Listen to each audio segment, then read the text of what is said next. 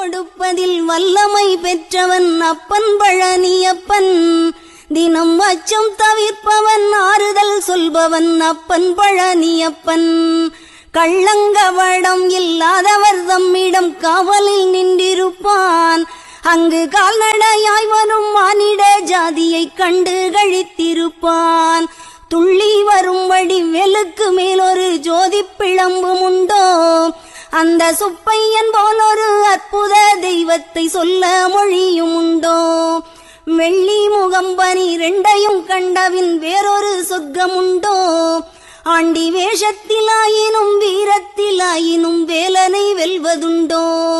சித்தர் வணங்கிய சேவற்கொடியோனை சேர்ந்து பணிந்திடுவோம். அந்த சிக்கலிலாயினும் செந்திலாயினும் சென்று பணிந்திடுவோம்.